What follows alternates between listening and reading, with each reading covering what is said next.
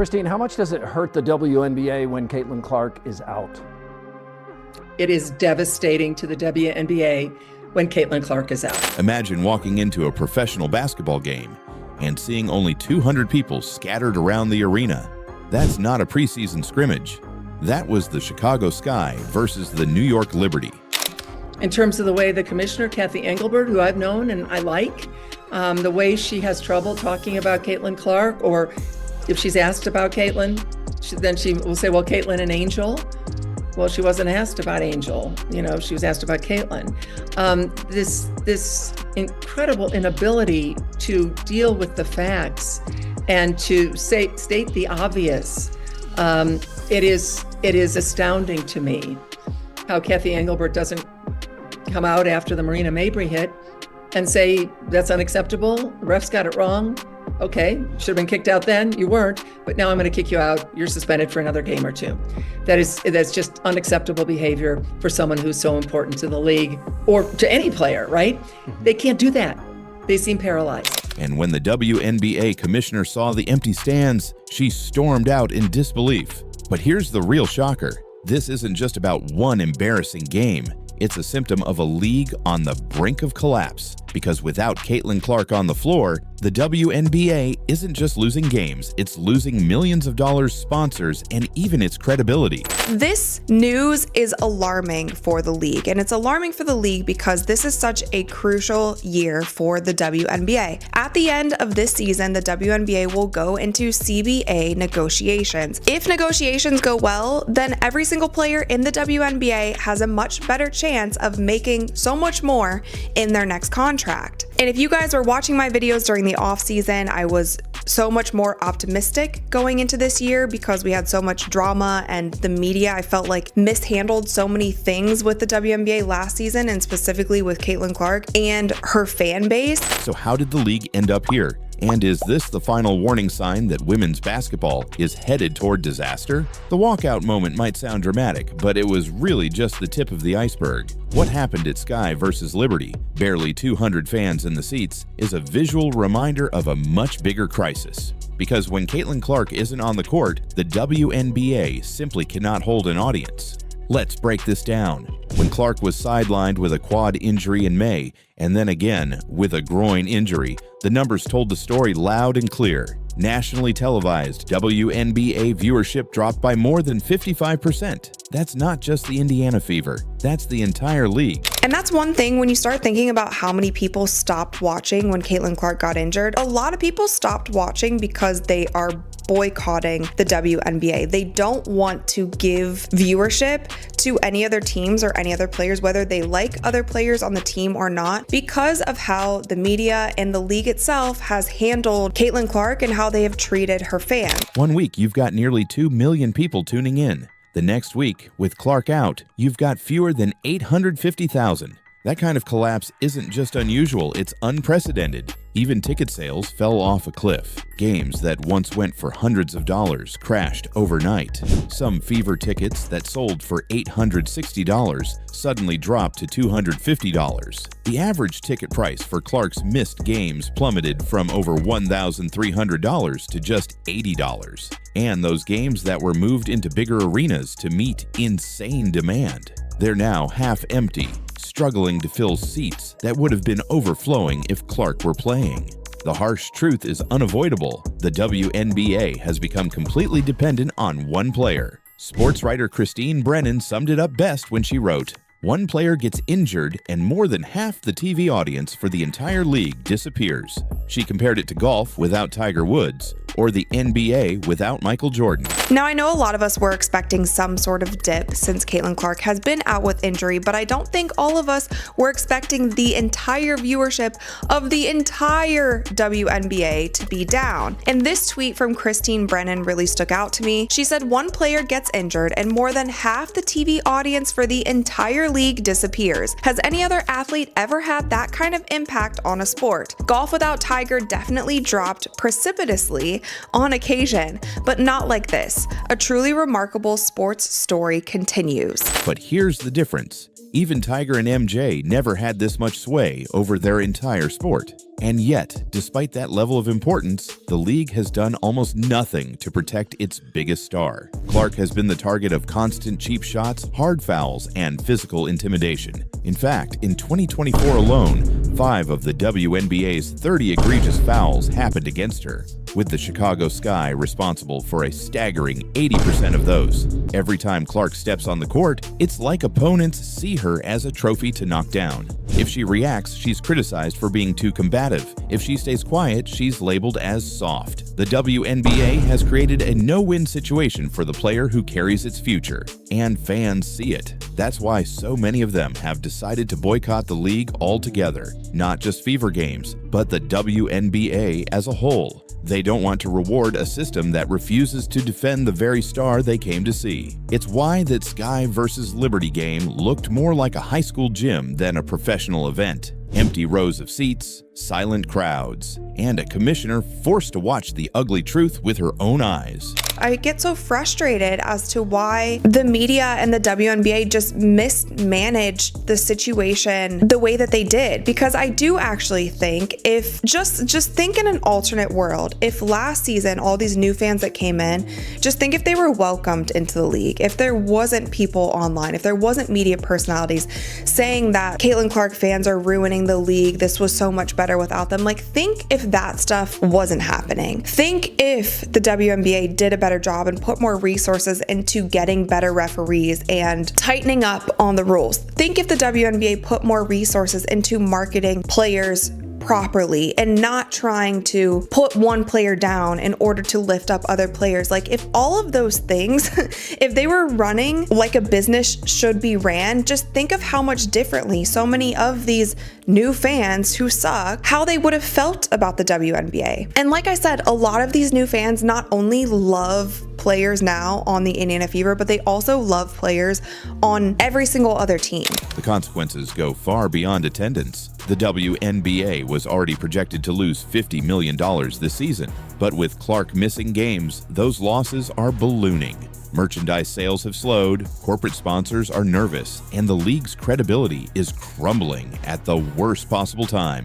Because at the end of this season, the WNBA enters collective bargaining negotiations. Players are hoping for bigger contracts and more financial security. But how can you convince anyone to invest when your entire product collapses the second one rookie is injured? And here's where the embarrassment becomes a real disaster. Caitlin Clark isn't just a star, she's responsible for more than a quarter of all WNBA economic activity. She is the league's lifeline. And yet, instead of celebrating and protecting her, the WNBA has allowed jealousy and politics to dominate the conversation. Rather than uniting behind her, they've created an atmosphere where opponents foul her hard, officials look the other way, and leadership shrugs it off as just basketball. That kind of negligence doesn't just hurt Clark. It hurts every single player who dreams of bigger salaries, sold-out arenas, and national attention. Because as much as critics may not want to admit it, the league's fate is tied directly to her health and her presence on the court. And the moment she's sidelined, the whole house of cards comes crashing down. The moment the commissioner stormed out wasn't just a personal outburst, it was a symbol of everything wrong with the WNBA right now. Imagine being the leader of a professional league and walking into a game that should be a showcase, Sky versus Liberty, only to find just 200 fans scattered through the arena. That scene wasn't embarrassing because of the number. It was devastating because of what it represented. This is a league unraveling in real time. For years, WNBA executives have promised growth, sustainability, and momentum. But all it took was one player sitting on the sidelines for the illusion to collapse. The walkout showed the brutal reality. Without Caitlin Clark, the WNBA is back to square one. Empty arenas, weak ratings, vanishing sponsors. And here's the tragic part. None of this had to happen. When Clark entered the league, she wasn't arrogant. She was humble, focused on her teammates, and ready to help elevate women's basketball. The WNBA had the chance to protect her, celebrate her, and use her spotlight to grow the game for everyone. Instead, they let politics, jealousy, and neglect destroy the momentum. They built a house of cards, and now it's collapsing in front of the world. Fans aren't blind. They know what's happening. That's why so many are walking away. Why so many are boycotting. and why a commissioner storming out of an empty arena feels less like frustration and more like surrender. So here's the real question. Can the WNBA save itself before it's too late? Or has the league already squandered the greatest opportunity it ever had? Let us know what you think in the comments. And if you're still watching, drop 200 fans below so we know you're part of the real conversation. What you gonna do without the great white hope? With them ratings getting low, Cat, I really need to know. And how you gonna act? How you gonna handle that? What you gonna do when Caitlyn don't come back? A song, a remix that perfectly encapsulates what's going on right now in the WNBA dump. The 2025 WNBA awards are about to cause chaos, and the MVP race may deliver the biggest snub in league history. 5 WNBA MVP odds have just been released. A'ja Wilson at 1, Caitlin Clark at 2, Breanna Stewart at 3, and Napheesa Collier 4. Fans are already buzzing, players are campaigning, and the numbers. They tell a story that's anything but clear. Today, we're breaking down every award, MVP, Rookie of the Year, Coach of the Year, and more to show you exactly why these predictions will shock you. So who's really walking away with the league's biggest honors? People were actually willing to spend money to watch the WNBA. Previously unknown players, they had the chance to become stars if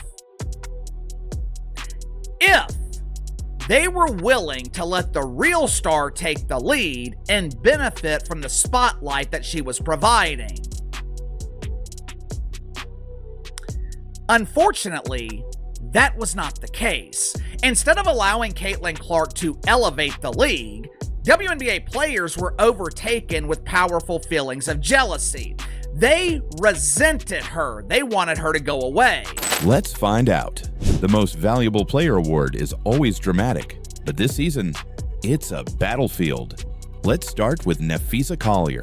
If the Lynx win through, I don't see Fee not winning MVP. However, it's MVP is a lot about what you've done lately. And ironically, I think in the same way that I thought Fee should have been the MVP last year.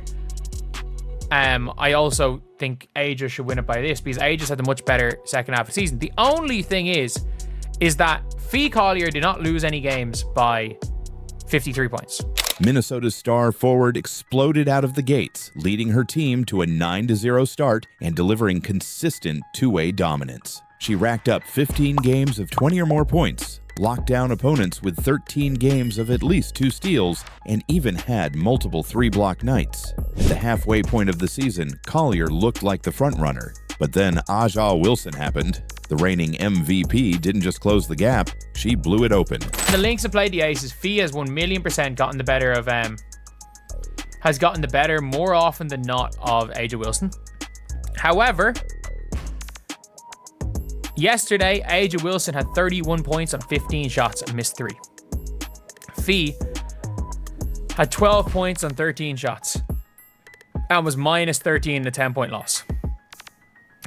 I understand Fee was pulled early. I understand that this was game 7 of the finals for the Aces, and this was just another Thursday for the Lynx. Wilson leads the WNBA in both points and blocks per game, fueling Las Vegas through a 14-game win streak, and she set a WNBA record with 13 30-point games in a single season.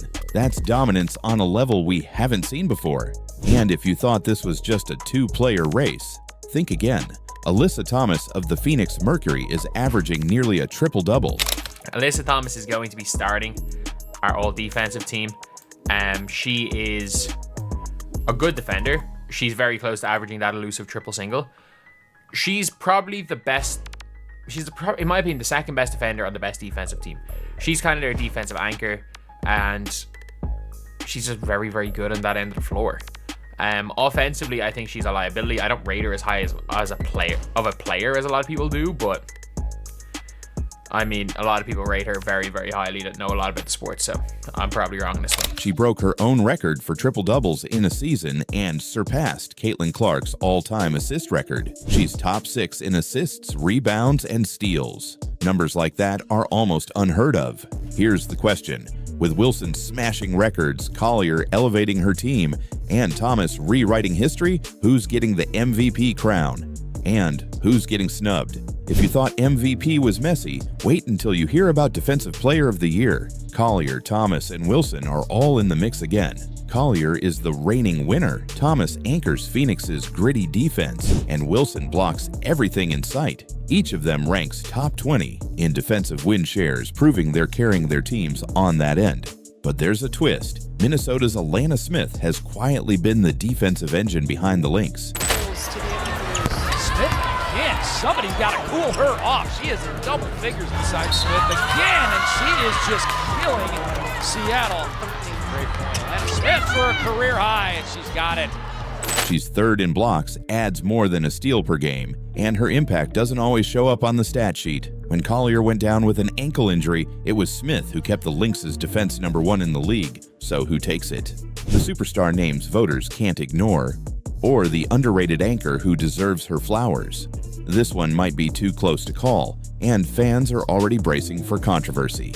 Now let's talk about the award that celebrates growth. Most Improved Player. Golden State Valkyries guard Veronica Burton is the runaway choice. Ball back, Bentley offensive rebound. Burton, the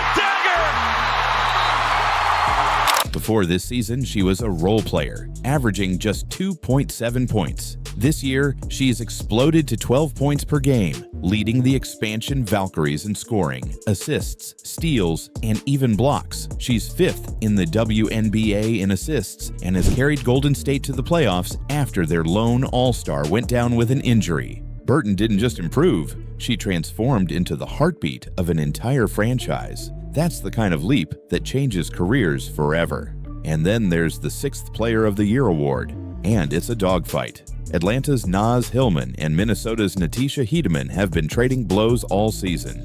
Hillman is averaging career highs across the board, rebounding at an elite level, and finally showing her offensive growth. But Hiedemann has been on fire lately, dropping 22 points per game in her last 3 outings. Right now, Hillman seems to have the edge. But with numbers this close, don't be shocked if the voters go the other way. Now let's get to the award everyone's been waiting for, Rookie of the Year. Dallas Wings star Paige Bueckers entered the league with sky-high expectations, and somehow she's exceeded them. Cunningham, aggressive. The 28-year-old in her 7th year out of Missouri. Yeah. And from the outside, count it. Paige Bueckers, the most proficient shooters from three-point land, and nice pickup by Stephanie White. As you mentioned, 27 last game. Seconds left to play in the half. Bueckers in traffic, backs up. Does it go? Oh my goodness. Despite missing 8 games with injury, she's still ranked 5th in the WNBA in scoring, 8th in assists, and 5th in steals. She's the only player in the entire league to rank top 10 in all 3 categories. And she's not just putting up numbers, she's making history. Bueckers became the first rookie ever to score 40 points on 80% shooting. She broke multiple rookie scoring records and won Rookie of the Month 3 times in a row. Yes, Sonia Citrone and Kiki Iriafen have been impressive for the Mystics. But this isn't just a Rookie of the Year campaign. Bueckers already looks like one of the best guards in the league. That's not hype, that's reality. Finally, the coaches. Golden State Valkyries head coach Natalie Nakase has done something we've never seen before. She led an expansion team to 23 wins and a playoff berth in year 1. No superstar, no stacked roster, just pure coaching. That's history. But Atlanta Dream head coach Carl Smesko has his own case. He took a team that won 15 games last season and turned them into a 29-win powerhouse. The Dream had 3 All-Stars and smashed the franchise record for wins. That's the kind of turnaround that cements a coach's legacy. So who takes it?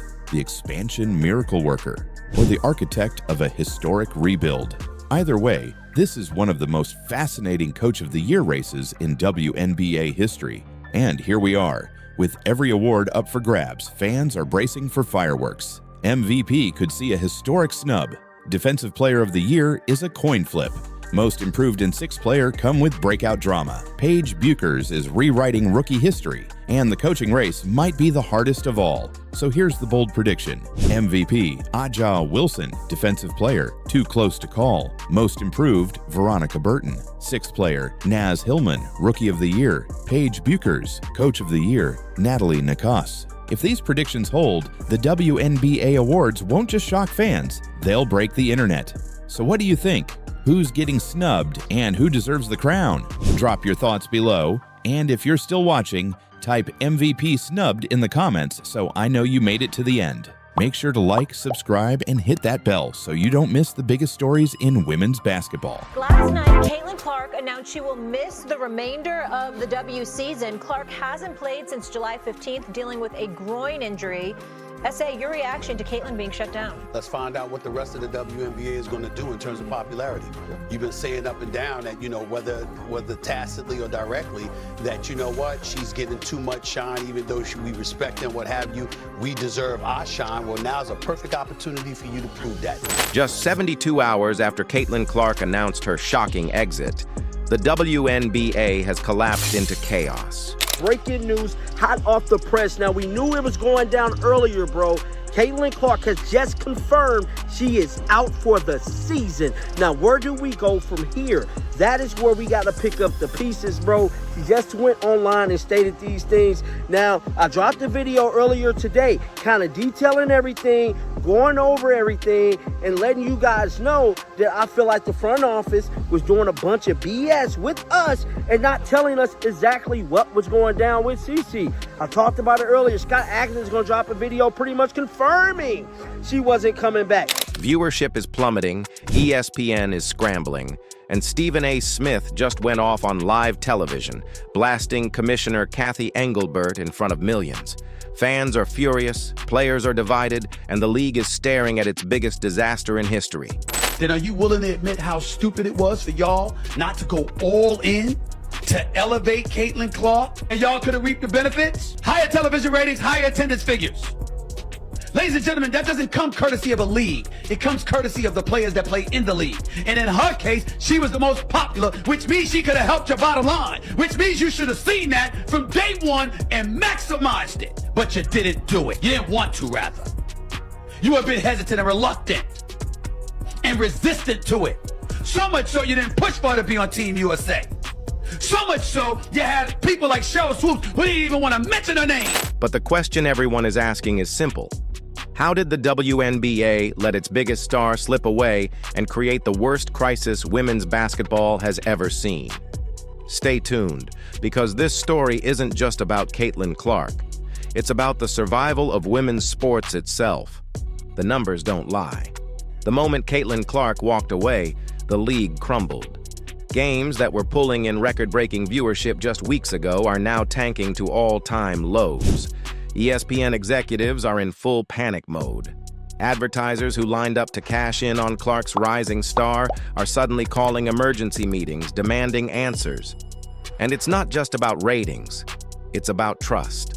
I'm not going to be out there like RG3 was saying that Angel Reese hates Caitlin Clark or other players hate Caitlin Clark, but I will say this. I don't think it's specific about Caitlin Clark. I think it's what Caitlin Clark represents. See, it's no fault of Caitlin Clark.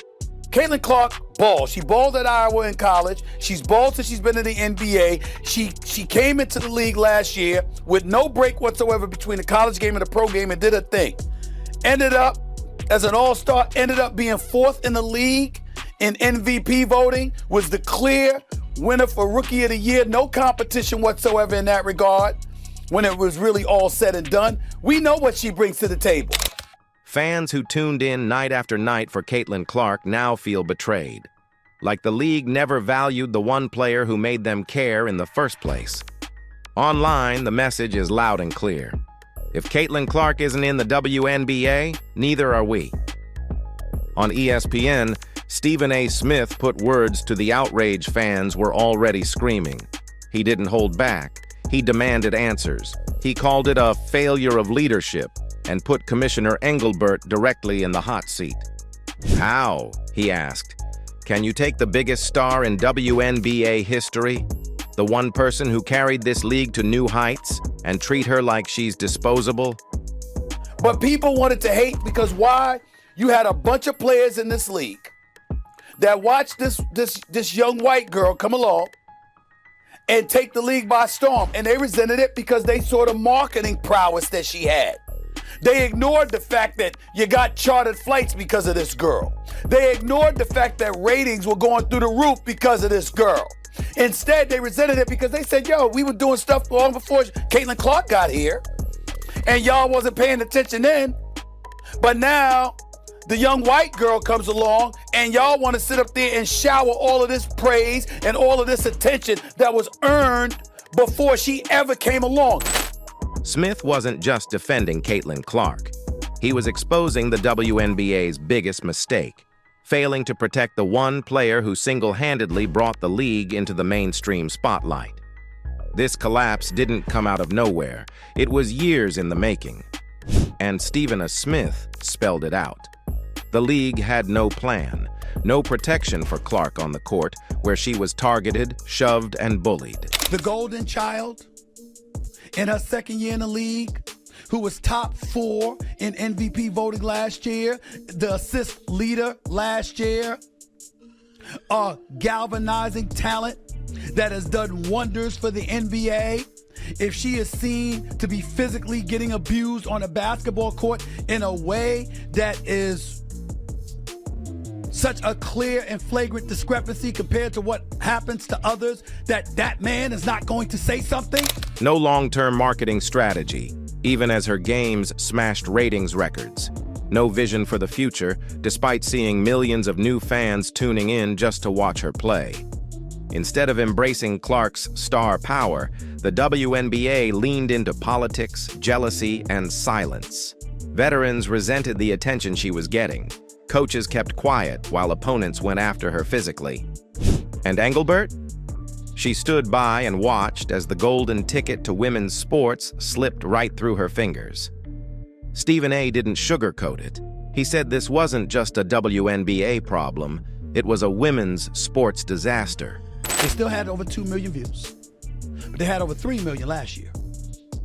It dropped because she wasn't playing. Now, I told y'all, Candace Parker tried to tell y'all, Rebecca Lobo is trying to tell y'all, the goose that lays the golden eggs, the tide that lifts all boats. Do you know what Gino Auriemma said? He said she's being targeted. I don't remember when Michael Jordan came into the league, guys looking to go out and beat him up. Caitlin Clark was more than just a rookie. She was a bridge to a whole new generation of fans. Little girls holding up signs in the stands, families watching games together for the first time, ESPN giving the league primetime slots after decades in the shadows. And yet, the WNBA let resentment and egos get in the way. They had the future in their hands, and they tore it up. The backlash has been explosive. Online, fans are vowing to boycott. No Clark, no WNBA has become the rallying cry. Parents who watched games with their daughters are walking away. New viewers who gave the league a chance because of Clark are done. And behind the scenes, ESPN executives are furious. They invested millions into promoting Clark, banking on her to carry the sport into a new era. Sponsors lined up to be part of the momentum. Now, the momentum is gone. Ratings are collapsing. Advertisers are panicking. But perhaps the biggest betrayal is emotional. Caitlin Clark wasn't just an athlete, she was a symbol. She gave young girls hope, inspired families, and made people believe women's basketball could be something bigger. And instead of protecting her, the WNBA exposed her to hostility and disrespect. Stephen A. captured that anger perfectly. He said, "This is a failure of leadership, a disaster from the top down." And he's right. Fans aren't just angry at the league. They feel robbed of the future Clark represented. The truth is undeniable. Caitlin Clark didn't just boost the WNBA, she saved it. She was the heartbeat of the league, the one player who could pack arenas and put women's basketball at the center of national conversation. And now, just days after her exit, the cracks are everywhere. Stephen A. Smith took the gloves off. He said Commissioner Kathy Engelbert failed her.